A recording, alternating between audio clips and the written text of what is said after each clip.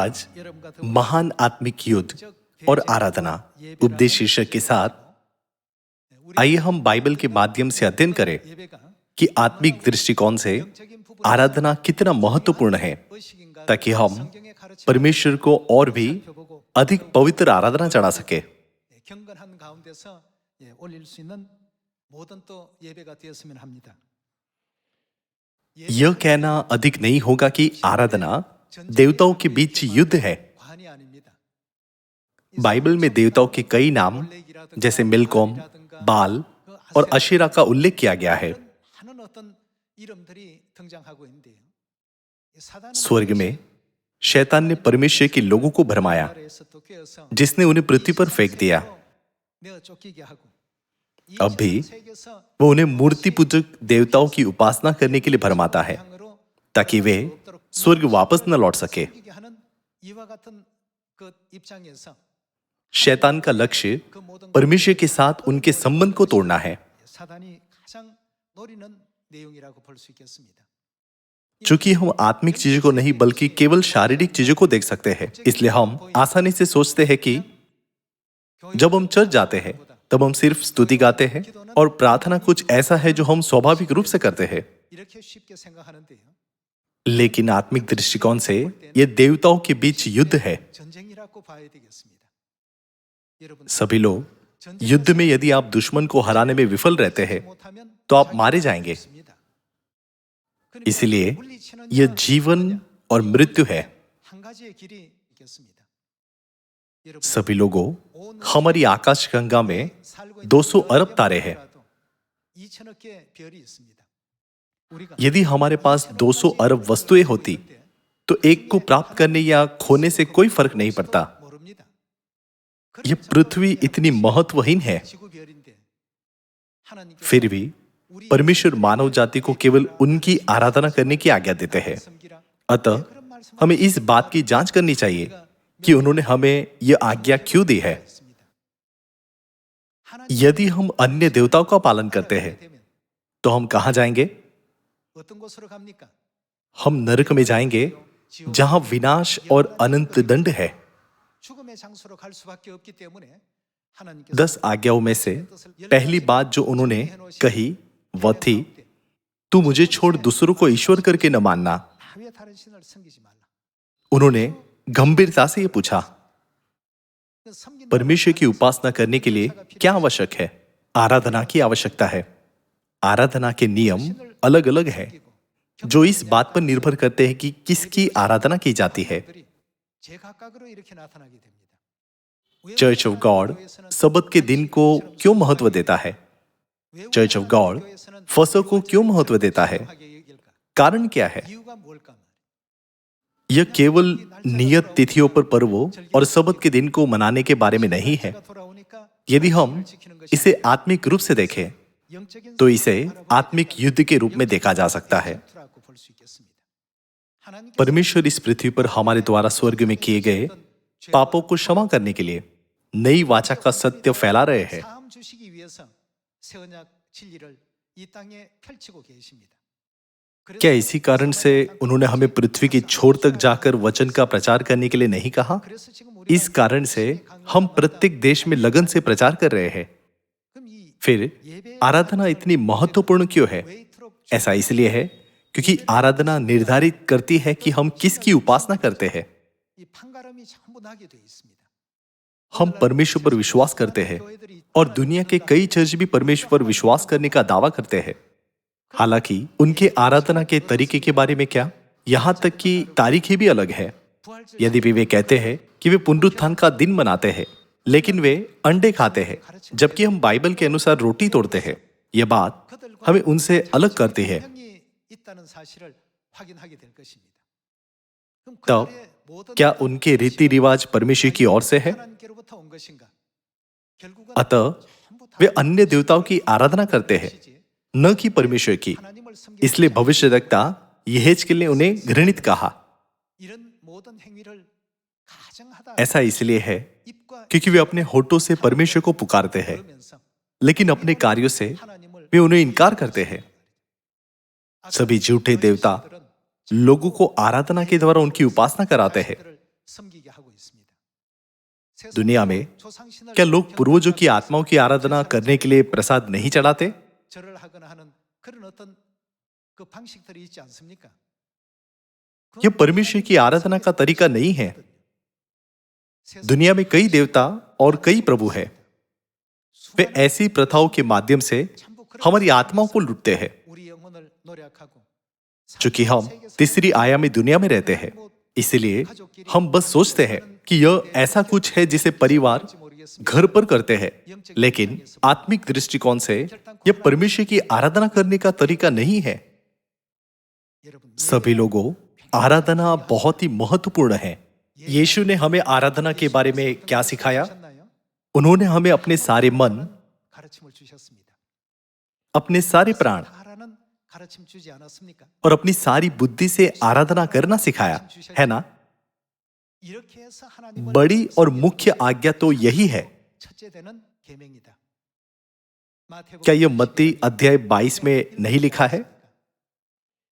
हम यीशु के नए नाम मसीह आन सांगहोम 예수님의 और नई यरूशलेम स्वर्गीय माता पर विश्वास करते हैं, 새 예루살렘 जो पवित्र आत्मा के युग में आए। 하고 있는 신앙인들입니다. 성경이 इसलिए 가르치는 हमें बाइबल के अनुसार जीना चाहिए। 우리가 살아가야만 되는 것입니다. 또 आइए हम बाइबल के द्वारा पुष्टि करें 하나님께서 कि परमेश्वर आराधना के माध्यम से उत्तर देते हैं। 하겠습니다. 열왕기서 पहला राजाओं अध्याय 18 आयत 28 में हम 850 झूठे भविष्यद्वक्ता और एलिया के बीच आत्मिक युद्ध को देख सकते हैं। 대결을 벌이고 있습니다. यह निर्धारित करता है कि क्या यहोवा परमेश्वर या बाल सच्चे परमेश्वर है। 하늘에서 불을 वे सहमत थे 이 땅에 कि जिस परमेश्वर ने बलिदानों को जलाने के लिए स्वर्ग से आग भेजी, 참신의 वही सच्चा परमेश्वर है। 확인토록 하자 말이에요. 그렇게 해서 झूठे भविष्यद्वक्ताओं ने पहले शुरू किया। 장면인데요. आइए आयत 28 देखें। और उन्होंने बड़े शब्द से पुकार पुकार के अपनी रीति के अनुसार छुरियां और बर्छियों से अपने अपने को यहां तक घायल किया कि दूसरे शब्दों में जैसा उनकी उपासना करने का तरीका था, 흐르기까지 칼과 लहूलुहान हो गए। 상하게 하더라. 이같이 하여 वे दोपहर भर ही क्या वरन भेंट चढ़ाने के समय तक नबूवत करते रहे, परंतु कोई शब्द सुन न पड़ा और न तो किसी ने उत्तर दिया और न कान लगाया। 아무 돌아보는 자도 없더라라고 했습니다. 여기 बात यह है कि उन्होंने अपनी ही रीति रिवाज के अनुसार ऐसा किया। 그 신- उन्होंने अपने आप को तब तक काटा जब तक कि उन्होंने अपने देवता की उपासना के अनुसार 상하게 लहू नहीं बहाया 자기들이 और बाल और अशेरा को पुकारा। 아세라 लेकिन शाम के बलिदान के समय तक कोई जवाब नहीं मिला। 답이 없었습니다. आयत 30, तब एलिया ने सब लोगों से कहा, मेरे निकट आओ, और सब लोग उसके निकट आए। तब उसने यहोवा की वेदी की जो गिराई गई थी मरम्मत की। फिर एलिया ने याकूब के पुत्रों की गिनती के अनुसार, जिसके पास यहोवा का यह वचन आया था, तेरा नाम इज़राइल होगा, 12 पत्थर छाटे और उन पत्थरों से यहोवा के नाम की एक वेदी बनाई और उसके चारों ओर इतना बड़ा एक गड्ढा खोद दिया कि उसमें 2 सआ बीज समा सके। तब उसने वेदी पर लकड़ी को सजाया और बछड़े को टुकड़े टुकड़े काटकर लकड़ी पर रख दिया और कहा, 4 घड़े पानी भर के होम बलि पशु लकड़ी ऊपर उंडेल दो। तब उसने कहा, दूसरी बार वैसा ही करो। तब लोगों ने दूसरी बार वैसा ही किया। फिर उसने कहा, तीसरी बार करो। तब लोगों ने तीसरी बार भी वैसा ही किया और जल वेदी की चारों ओर बह गया और गड्ढे को भी उसने जल से भर दिया। फिर भेंट चढ़ाने के समय, यह शाम के बलिदान का समय था जो हमारी दोपहर की आराधना को संदर्भित करता है। क्या सुबह बलिदान और शाम का बलिदान नहीं होता? यह उन लोगों के लिए आवश्यक समय है जो परमेश्वर की उपासना करते हैं। इसलिए हमारे पास हर वर्ष, हर हफ्ते निर्धारित समय पर आराधनाएं होती है। फिर भेंट चढ़ाने के समय एलिया नबी समीप जाकर कहने लगा, हे अब्राहम, इसहाक और इज़राइल के परमेश्वर यहोवा, आज यह प्रकट कर कि इज़राइल में तू ही परमेश्वर है और मैं तेरा दास हूं और मैंने ये सब काम तुझसे वचन पाकर किए हैं। हे यहोवा, मेरी सुन कि लोग जान ले कि हे यहोवा, तू ही परमेश्वर है और तू ही उनका मन लौटा लेता है। 하나님이신 तब यहोवा की आग 주는 आकाश से प्रकट हुई 돌이키 और होम बलि की लकड़ी 알게 하옵소서. और पत्थरों और धूलि समेत भस्म कर दिया और गड्ढे में का जल भी सुखा दिया। 돌과 흙을 태우고 यह देख सब लोग मुंह के बल गिरकर बोल उठे, 모든 यहोवा ही परमेश्वर है, यहोवा ही परमेश्वर है। 그는 하나님이시로다. 여호와 그는 하나님이시로다. एलिया ने उससे कहा, बाल की नबियों को पकड़ लो, उनमें से एक भी छूटने न पाए। तब उन्होंने उनको पकड़ लिया और एलिया ने उन्हें नीचे किशोन के नाले में जाकर मार डाला। 거기서 죽이니라 하고 했습니다. हमें कर्मेल पर्वत पर इस लड़ाई को एक शारीरिक मामले के रूप में नहीं देखना चाहिए। 보시면 안 되겠습니다. 이 모든 क्या परमेश्वर ने हमें शिक्षा देने के लिए इसे तैयार नहीं किया? 하나님께서 예비해 놓으신 장면 아니겠습니까? परमेश्वर ने उन लोगों को जो उनके नियम के अनुसार अन्य देवताओं की उपासना करते हैं, उन्हें अलग किया। 신의 규례를 जो परमेश्वर की आज्ञाओं का पालन करते हुए इनकी उपासना करते हैं, 자들을 하나님께서 확연히 이렇게 구분 지으시고 갈라 놓으셨습니다. उस समय आराधना होती थी। शाम के बलिदान के समय एलिया ने परमेश्वर से प्रार्थना की 하나님께 기도의 예배를 और बाल के भविष्यद्वक्ताओं ने 바알의 선지 अपने नियमों के अनुसार अपनी अपनी रीति रिवाजों को पूरा किया। 그런 일들을 집행했던 것이죠. आज भले ही कई चर्च हैं, लेकिन परमेश्वर द्वारा आज्ञा दी गई आराधना के नियम कहीं नहीं है। 찾을 수가 없습니다. यहेजकेल के अनुसार वे मंदिर में किसकी आराधना करते हैं? 몸은 성전에 있으면서 누구를 경배한다고요? वे परमेश्वर के मंदिर में हैं, फिर भी वे सूर्य देवता की उपासना करते हैं। 이게 참 यह घृणित कार्य है। 가혹합니다 말이죠. कुछ लोग पूछते हैं, चर्च ऑफ गॉड शनिवार को सबत का निश्चित रूप से पालन क्यों करता है? वे प्रार्थना का समय सुबह और दोपहर में क्यों रखते हैं? 왜 그렇게 합니까? क्या हम किसी भी समय प्रार्थना नहीं कर सकते? 안 됩니까? किसी भी समय प्रार्थना करना अच्छा है। हालांकि हमें इन विशिष्ट प्रार्थनाओं के समय को बाहर नहीं करना चाहिए, क्योंकि यह परमेश्वर की आज्ञा है। 하나님께서 정해 주신 규례이기 때문에 사단은 शैतान उन शिक्षाओं को दूर करने के लिए कई चालाक तरीकों का उपयोग करता है। 간교하고 교묘한 내용들을 많이 사용합니다만 आइए हम मत्ती अध्याय 4 खोले। मत्ती अध्याय 4 आयत 1 में लिखा है, तब आत्मा यीशु को जंगल में ले गया ताकि इबलीस से उसकी परीक्षा हो। वो 40 दिन और 40 रात निराहार रहा। तब उसे भूख लगी। तब परखने वाले ने पास आकर उससे कहा, यदि तू परमेश्वर का पुत्र है तो कह दे कि ये पत्थर रोटियां बन जाए। 떡덩이가 되게 하라.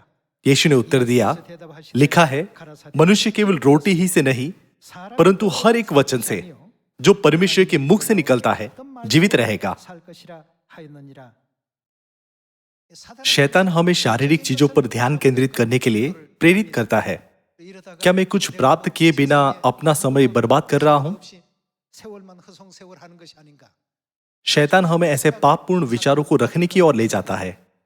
हालांकि यीशु ने कहा, मनुष्य केवल रोटी ही से नहीं परंतु हर एक वचन से जो परमेश्वर के मुख से निकलता है जीवित रहेगा। ऐसा इसलिए क्योंकि हमारे पास अनंत स्वर्ग का राज्य है। आइए हम आयत 5 देखें। 이 마귀가 तब इबलीस उसे पवित्र नगर में ले गया और मंदिर के कंगूरे पर खड़ा किया और उसने कहा, यदि तू परमेश्वर का पुत्र है तो अपने आप को नीचे गिरा दे, क्योंकि लिखा है, वो तेरे विषय में अपने स्वर्गदूतों को आज्ञा देगा और वे तुझे हाथों हाथ उठा लेंगे। कहीं ऐसा न हो कि तेरे पाँव में पत्थर से ठेस लगे।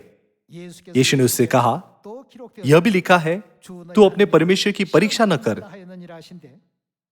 फिर इबलीस उसे एक बहुत ही ऊंचे पहाड़ पर ले गया और सारे जगत का राज्य और उसका वैभव दिखाकर उसे कहा, यदि तू गिरकर मुझे प्रणाम करे तो मैं यह सब कुछ तुझे दे दूंगा। 예배하면 이 모든 것을 내게 दूसरे शब्दों में, यदि आप मेरी उपासना करते हैं, तब यीशु ने उससे कहा, उन्होंने क्या कहा?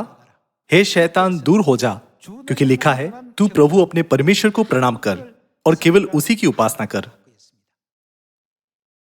यीशु का मतलब था कि सारी आराधना शैतान को नहीं बल्कि परमेश्वर को अर्पित की जानी चाहिए। 잡신들에게 이렇게 하는 예배가 아니다 말이에요. हालांकि 그러나 आज वैश्विक गांव में लाखों देवता है। 수많은 신들이 존재하고 있습니다.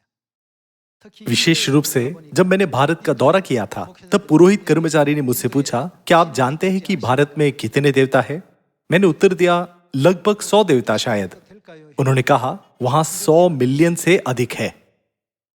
मुझे यह जानकर आश्चर्य हुआ कि एक देश में 100 मिलियन से अधिक परमेश्वर की उपासना की जाती है।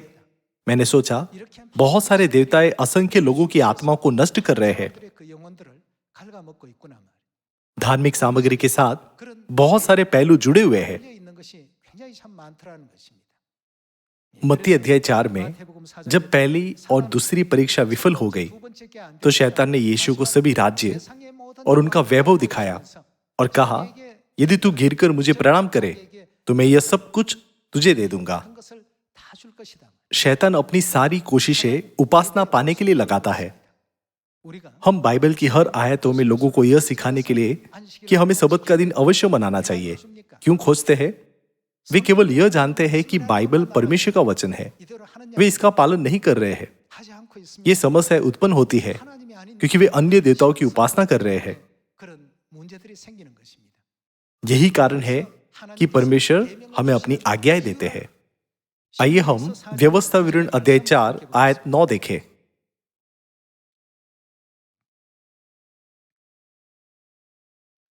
व्यवस्था विवरण अध्याय 4 आयत 9।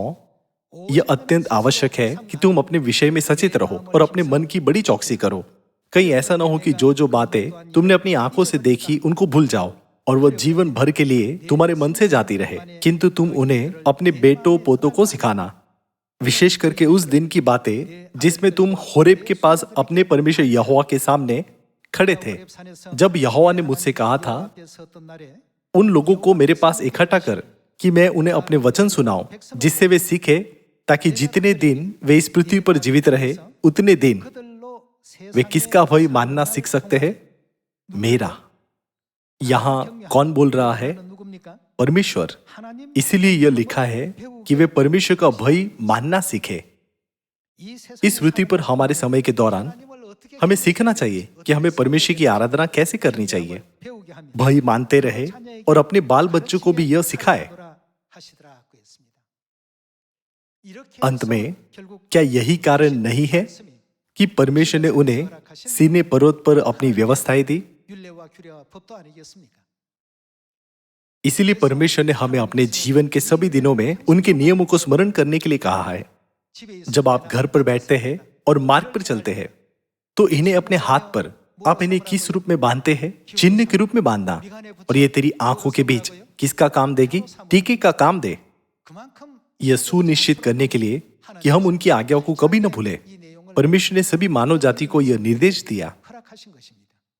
हालांकि शैतान ने चालाकी से नियत समयों और व्यवस्था को बदल दिया। 와 법을 변개시키고 없애고 भले ही नाम वही है, लेकिन उन्होंने मूल को पूरी तरह से बदल दिया। 다른 것으로 바꿔버리는 컴퓨터 क्या होगा यदि कंप्यूटर के बजाय 그 안에 कंप्यूटर पैकेजिंग के अंदर बेसबॉल हो? 있습니까? यह विचलित करने वाली बात होगी। 당혹스럽습니다. ये कितना आश्चर्य की बात होगी 교회 포장진 यदि यह 안에 बाहर से ईसाई धर्म का हो, 내용물이 लेकिन अंदर से सूर्य देवता की उपासना के लिए हो। 참 황당하고 황망하겠습니까? जैसा कि मत्ती अध्याय 4 में लिखा है, शैतान ने यीशु को भी अपनी उपासना करने के लिए लुभाने के लिए कोशिश की। 하는 쪽으로 인도하기 위해서 시험을 걸어 तो फिर 존재였습니다. परमेश्वर के लोगों को कितनी आसानी से परीक्षा में डाल सकता है। 우리 백성들이야 얼마나 쉽게 그렇게 속일 수가 있겠습니까? क्या यही कारण नहीं है कि परमेश्वर ने हमें परमेश्वर के वचन के प्रति समर्पित होने के लिए कहा है? यदि हम ऐसा करने में विफल रहते हैं, 이것이 과연 तो हम भ्रमित होंगे कि यह परमेश्वर की व्यवस्था है या नहीं। 보기 때문에 하나님께서 परमेश्वर ने 2000 वर्ष पहले नई वाचा के नियमों को बताया। हालांकि चौथी शताब्दी के आसपास सबत का दिन और फसह को नष्ट कर दिया गया था। नई वाचा के गायब होने के साथ जीवन की ज्योति अब दुनिया में मौजूद नहीं रही। इसी कारण से कौन आए हैं? जब तक परमेश्वर नहीं आते, कोई भी शैतान पर विजय नहीं पा सकता। 존재는 없습니다. केवल परमेश्वर ही इस कार्य को पूरा कर सकते हैं। परमेश्वर इस पृथ्वी पर सभी आराधना के नियमों को पुनर्स्थापित करने के लिए आए। 를 되찾아오셨습니다. कोई नहीं जानता था 이 세상 कि 사람 परमेश्वर की आराधना कैसे की जाए। 법을 몰랐습니다. इसीलिए 그리고 살고 있던 परमेश्वर ने नई वाचा के सबत का दिन, 새 언약의 안식을 फसह, 찾아주시고 3 बार में 7 पर्व और नई वाचा के सियोन को पुनः स्थापित किया है। 7개 절기를 찾아주시고 새 언약의 시온을 찾아주시고 चूंकि पिता ने स्वर्गीय माता नई यरूशलेम को प्रकट किया, नई वाचा की वास्तविकता, क्या दुनिया के सभी सियोन पिता और माता में विश्वास के एक ही मार्ग पर नहीं चल रहे हैं? 그 믿음의 길을 지금 걸어가고 있지 않습니까? हम सभी शिक्षाओं का पालन करते हैं जो बाइबल में पाई जाती है। 보면 다 있습니다. बाइबल में सबद और फस भी पाए जाते हैं। पिता और पुत्र और पवित्र आत्मा के नाम पर बपतिस्मा लेना भी बाइबल में पाया जाता है। हालांकि यह बाइबल में पाया जाता है, लेकिन लोग इसे नहीं समझते हैं। 저들이 वे आत्मिक रूप से अंधे हैं। 듣기는 들어도 듣지 못하고 마음은 जैसे कि परमेश्वर के वचनों में लिखा है, वे देखते हुए नहीं देखते और सुनते हुए नहीं सुनते और नहीं समझते। 예, 우리가 또 확인할 수가 있는 것입니다. 예, 이 지금 हमें कितना गर्व महसूस होता है जब हम इस बात पर विचार करते हैं कि 8 अरब लोगों के इस वैश्विक गांव में 하나님의 교회 세계 복음 परमेश्वर की आराधना का एकमात्र स्थान world mission society church of God है। इसीलिए हमेशा गर्व महसूस करें। 저들의 हमें उनकी गलत फहमियों को सुधारना चाहिए ताकि वे जीवन के सत्यों के वचनों को सुन सके। 들을 수 있도록 소개를 또 잘하는 우리 모두가 꼭 되어야 되겠습니다. उनमें और हम में अंतर उपासना में है। जब हम कहते हैं कि आराधना अलग है, तो कौन अलग है? हम जिस परमेश्वर की आराधना करते हैं वह अलग है। हमारा परमेश्वर वह है जिसने बाइबल को लिखा। 태초에 6 दिनों में आकाश, पृथ्वी और सभी चीजों को किसने बनाया? 바로 그 하나님이 누굽니까? वो परमेश्वर है जिसकी हम उपासना करते हैं। 우리의 모든 हमारे सभी कार्य बाइबल में दर्ज है। 성경 보면 다 나와 있으니까 알 수 있습니다. 그러나 दूसरी ओर हम उन लोगों की सभी उपासना रीति को कहां पर पा सकते हैं जो रविवार की आराधना करते हैं, क्रिसमस मनाते हैं और क्रूस को खड़ा करते हैं। 하나님 아닌 다른 신들에게서 हम अन्य देवताओं में उनकी उपासना का आधार खोज सकते हैं। 그래서 भले ही हमें दुनिया में सारी महिमा और प्रसिद्धि दी जाए। 것 칭찬과 명성 다 준다고 해도 यीशु ने कहा, तू प्रभु अपने परमेश्वर को प्रणाम कर और केवल उसी की उपासना कर। 예수다가 전부 इस दुनिया की चीजें केवल एक क्षण के लिए है। 한 것을 इस कारण से यीशु ने हमें अनंतता के बारे में वचन दिए और हमें सिखाया कि हम सच्चे परमेश्वर की आराधना करके इसे प्राप्त कर सकते हैं। 알려주셨던 것이죠. आइए हम यहेजकेल अध्याय 36 आयत 25 पर जाए। 15절부터 말씀을 살피도록 하겠습니다.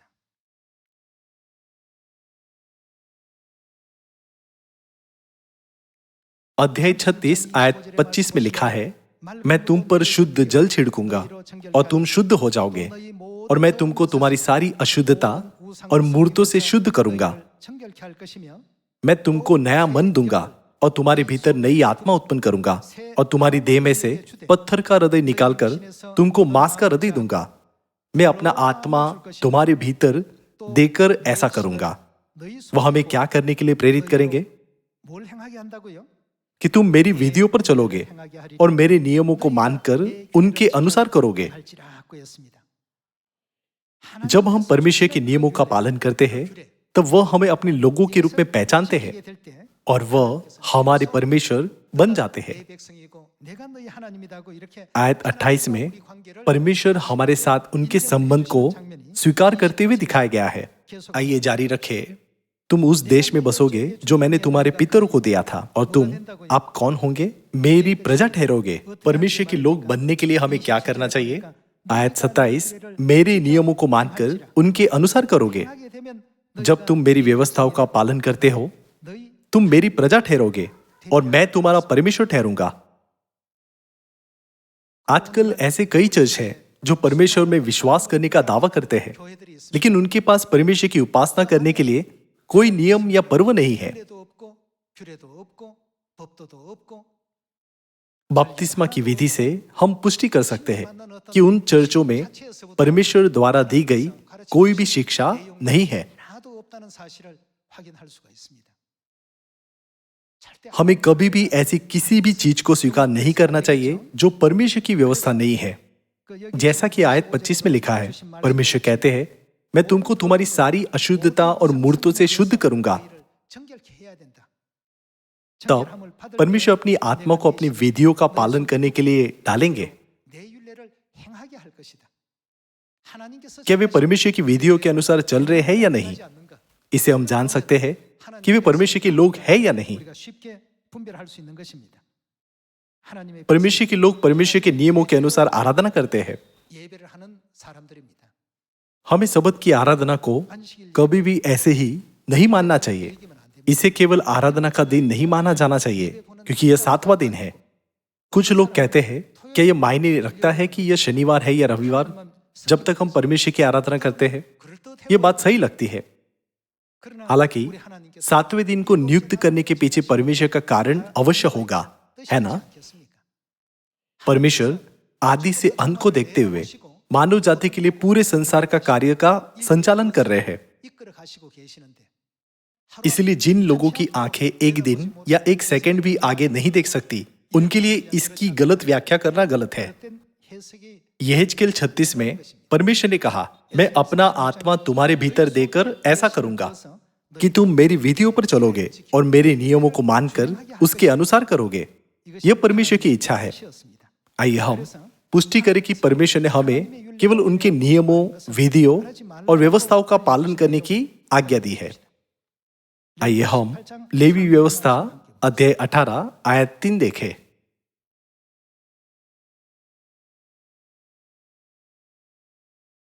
तुम मिस्र देश के कामों के अनुसार जिसमें तुम रहते थे न करना, और कनान देश के कामों के अनुसार भी जहां मैं तुम्हें ले चलता हूं न करना। और आपको क्या नहीं करना चाहिए? न उन देशों की विधियों पर चलना। हमें न तो मिस्र की रीतियों के अनुसार करना चाहिए और न ही कनान की रीतियों का। तो फिर हमें किस बात का पालन करना चाहिए? आयत 4, मेरे ही नियमों को मानना और मेरी ही विधियों को मानते हुए उस पर चलना। मिस्र में मिस्र के देवताओं की उपासना करने की प्रथा थी, 제도들이 और कनान में कनान की मूर्तियों की उपासना करने की प्रथा थी। 하는 그런 어떤 제도가 있고 그런 또 생활 속에 풍습들이 있고 फिर भी 그렇지만 परमेश्वर इस बात पर जोर देते हैं 내윤례 कि उनके लोगों को हमेशा उनकी विधियों, नियमों और व्यवस्थाओं का पालन करना चाहिए। जब परमेश्वर स्वर्ग से नीचे देखते हैं, इस तरह से वे जानते हैं कि ऐसे लोग हैं जो उनकी उपासना करते हैं। 전부 이제 아시게 될 것입니다. आइए हम आयत 5 के साथ जारी रखें। इसलिए तुम मेरे नियमों और मेरी विधियों को निरंतर मानना। 이를 행하면 जो मनुष्य उसको माने, वो उनके कारण उस व्यक्ति का क्या होगा? वे जीवित रहेगा। मैं यहोवा हूं। 영적 आत्मिक दृष्टिकोण से आराधना एक महान आत्मिक युद्ध है। 큰 전쟁입니다. शैतान हमें अन्य देवताओं के नियमों का पालन करने के लिए 하나님에게서 떠나 परमेश्वर से हमारे हृदयों को 어떤 신들의 हटाने की कोशिश करता है। 그 법도를 또 따르도록끔 쫓도록끔 그렇게 행하는데요.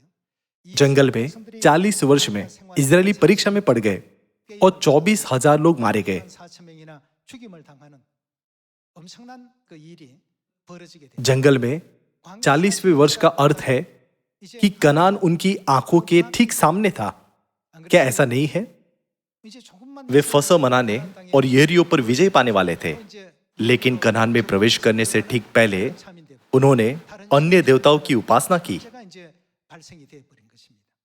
आइए हम व्यवस्था विवरण अध्याय 4 आयत 1 देखें। 같이 보겠습니다.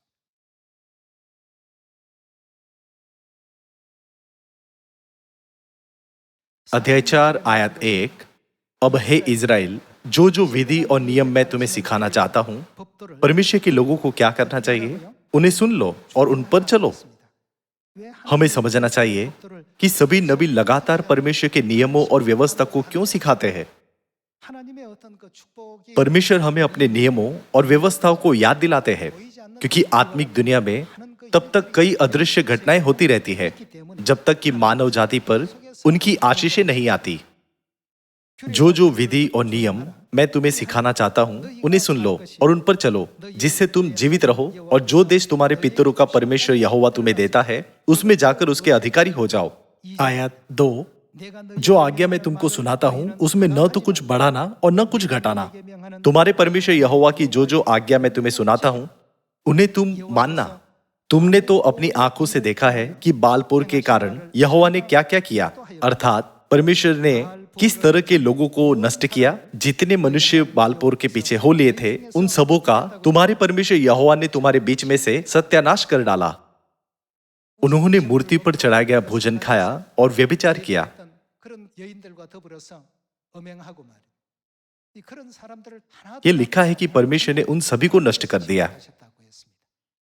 이런 여러 가지 일에는 그 बिलाम की दुष्ट योजनाओं ने भी 그 발람의 एक महत्वपूर्ण भूमिका निभाई। 괴계가 लेकिन जब हम 작용도 इन घटनाओं के समय को देखते हैं 그런 일이 तो यह उनकी 40 वर्ष की यात्रा के अंतिम क्षणों के दौरान था। 40년 생활의 마지막 순간이었다는 것입니다.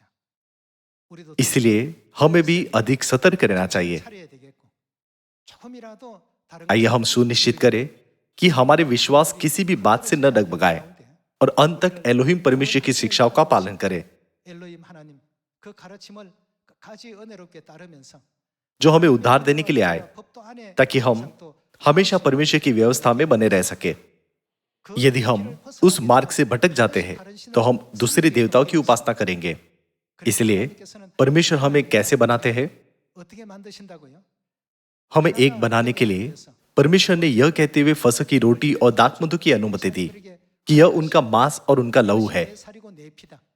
내 हम परमेश्वर के मंदिर हैं क्योंकि परमेश्वर का मांस और लहू हमारे अंदर है। 고린도전서 क्या यह पहला कुरिन्थियों अध्याय 3 आयत 16 में नहीं कहता? क्या तुम नहीं जानते कि तुम स्वयं परमेश्वर के मंदिर हो? 하나님의 성 यदि कोई परमेश्वर के मंदिर को नष्ट करेगा तो परमेश्वर उसे नष्ट करेगा। बाइबल में इन गंभीर शिक्षाओं को याद करते हुए 성경 속에 있다는 것을 우리가 꼭히 명심하셔서 हमें परमेश्वर की आज्ञाओं और शिक्षाओं के अनुसार 믿음의 길을 विश्वास का जीवन जीने और अपने सारे मन, 결심을 가지고 अपने सारे प्राण 다하고 और अपनी सारी बुद्धि से परमेश्वर का भय मानने का निश्चय करना चाहिए। 힘써 격려하며 아버지 मैं आशा करता हूं कि सियोन परिवार के सभी सदस्य 또 동성 पिता और माता के सुसमाचार के कार्य में भाग लेकर खुशी से दृढ़ संकल्प के साथ इस मार्ग पर चलेंगे। 예배는 중요한 आराधना महत्वपूर्ण है। 예배를 통해서 आराधना के द्वारा परमेश्वर तुरंत पहचान लेते हैं कि हम उनकी या शैतान की या अन्य मूर्ति पूजक देवताओं की उपासना कर रहे हैं। 가려내십니다. इसलिए बाइबल हमें अपनी संतानों को परमेश्वर के नियम और व्यवस्था सिखाने के लिए प्रबुद्ध करती है, चाहे हम रास्ते में हो या घर में, है ना? 그러지 않았습니까? 우리는 지금 हम पिता और माता की शिक्षाओं के तहत इस मार्ग पर चल रहे हैं। 사단의 इसलिए हमें शैतान की निंदा के कारण इस धन्य मार्ग को नहीं छोड़ना चाहिए। 놓쳐버리거나 잃어버리지 않는 우리가 되어야 되겠고요. प्रकाशित वाक्य की पुस्तक में यह कहा गया है, मैं जल्द ही आ रहा हूं। तब हमें क्या करना चाहिए? 그랬죠? जो तुम्हारे पास है उसको थामे रहो। हमें सावधान रहना चाहिए कि हम इसे न खोए, 하라고 했습니다. 예, 그만 चूंकि स्वर्ग के राज्य में सबसे महान और गौरवशाली पद हमें प्रदान किए जाएंगे। इसलिए मैं आपसे इस मार्ग को कभी न खोने के लिए अनुरोध करता हूं। 이 길을 결단코 또 놓치지 않는 하늘 자녀들이 다 되시길 부탁드리고요. आज 영적 대의 मैंने केवल संक्षेप में महान आत्मिक युद्ध और आराधना के बारे में बताया है। 드렸습니다만 사단 चूंकि बाइबल शैतान और परमेश्वर के बीच के अंतर के विभिन्न तरीकों को दर्ज करती है, 속에도 इसलिए मैं आपसे अनुरोध करता हूं कि अंत तक बाइबल का पालन करें ताकि हम पिता और माता की आज्ञा के अनुसार अनंत स्वर्ग के राज्य में एक समृद्ध स्वागत प्राप्त कर सके। यह आशा करते हुए कि आपने अनुग्रह प्राप्त किया होगा, मैं आज के उपदेश को समाप्त करना चाहूंगा। आपका धन्यवाद।